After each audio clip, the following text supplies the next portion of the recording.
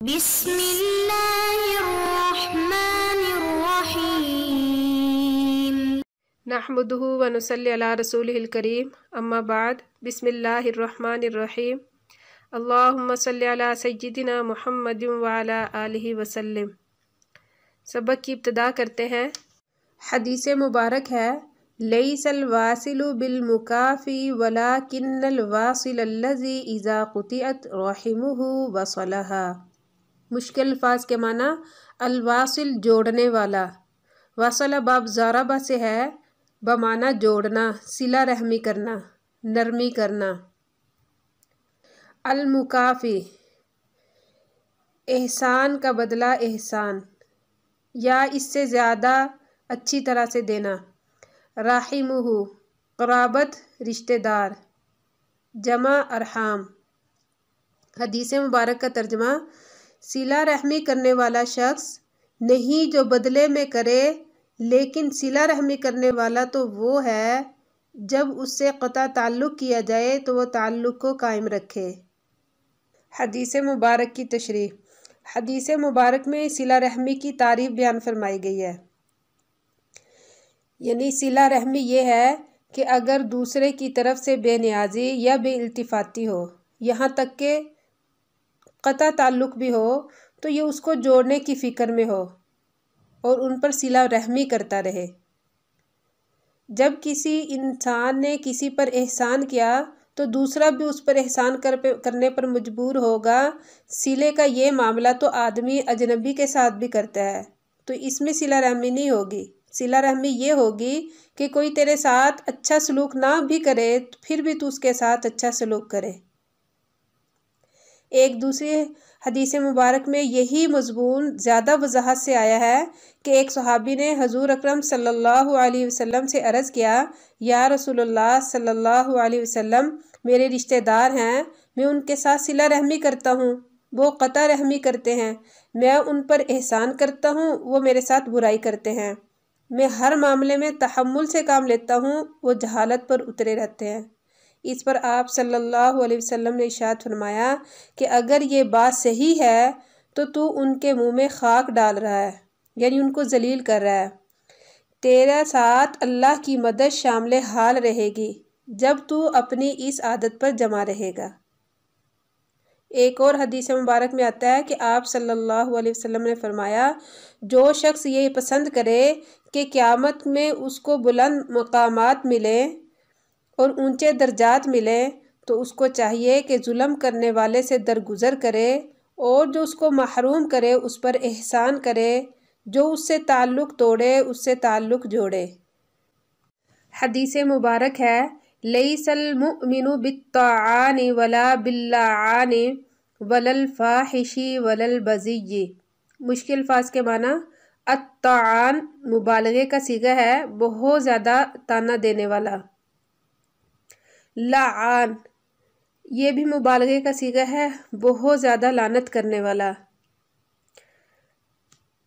الفاحش حد سے گزرنے والا۔ فاحش باب کارما سے ہے بڑا ہونا۔ حدیث مبارک کا ترجمہ وہ شخص کامل مومن نہیں جو دوسرے پر طعن کرنے والا ہو اور جو دوسرے پر لعنت کرنے والا ہو اور جو بیہودہ باتیں کرنے والا ہو۔ حدیث مبارک کی تشریح۔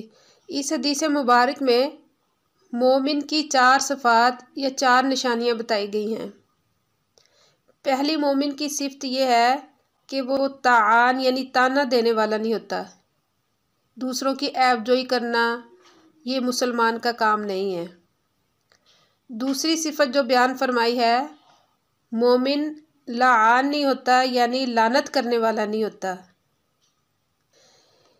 اس میں اس بات کی طرف اشارہ ہے کہ لعنت کرنے پر جو وعید ہے وہ کبھی کبھار کی لعنت پر نہیں ہے، بلکہ جو کثرت سے اس مرض میں مبتلا ہو اس کے لیے ہے، مگر اس کا یہ مطلب بھی نہیں لینا چاہیے کہ آدمی کبھی کبھار کر لیا کرے۔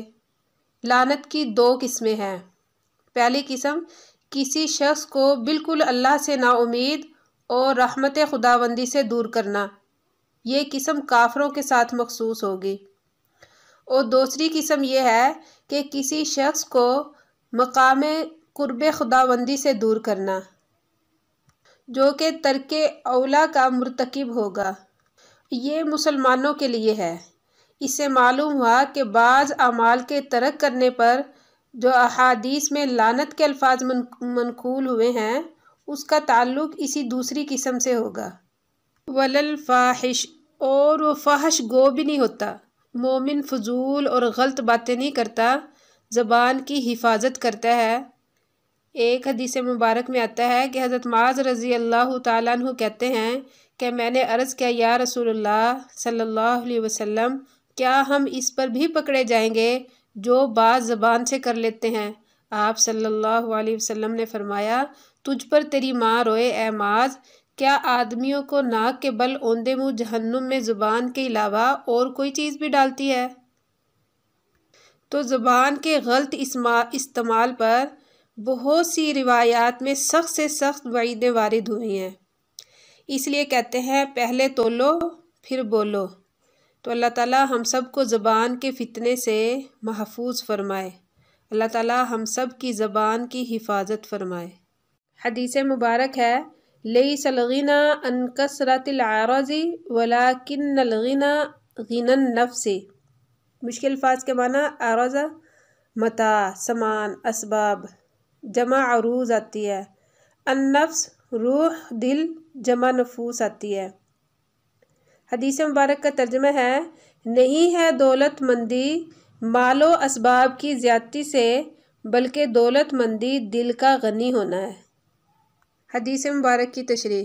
حدیث مبارک میں اصل دولت مندی دل کا غنا ہونا بتایا گیا ہے کہ دل کے غنی ہونے سے مراد یہ ہے کہ جو کچھ حاصل ہو جائے اس پر دل مطمئن ہو جائے اور اس کا حوصلہ بلند ہو جائے، اور مال و دولت کے سہارے کے بجائے اللہ پر سہارا رکھے۔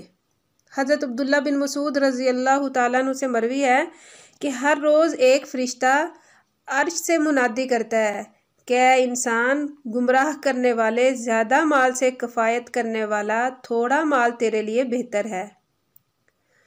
تو جس کو دل کا غنا حاصل ہو جائے، اگرچہ اس کے پاس کچھ بھی نہیں، تب بھی اس کا دل مطمئن رہتا ہے، بخلاف اس شخص کے جس کے دل میں حرص اور طمع ہو، خواہ اس کے پاس کتنا ہی مال کیوں نہ ہو، وہ فقیر ہی ہے۔ بعض علماء نے اس حدیث مبارک کا دوسرا مطلب بیان فرمایا ہے کہ غنی النفس سے مراد اخلاق حمیدہ اور علمی کمالات ہیں، کہ جس کے اندر کمالات حمیدہ ہوں تو وہ امیر ہے، اگرچہ مال و دولت کے اعتبار سے اس کے پاس کچھ بھی نہ ہو، بخلاف اس کے کہ ایک آدمی کے پاس مال و دولت تو بہت ہو مگر اخلاق حمیدہ سے خالی ہو، تو وہ حقیقت میں فقیر ہی ہے۔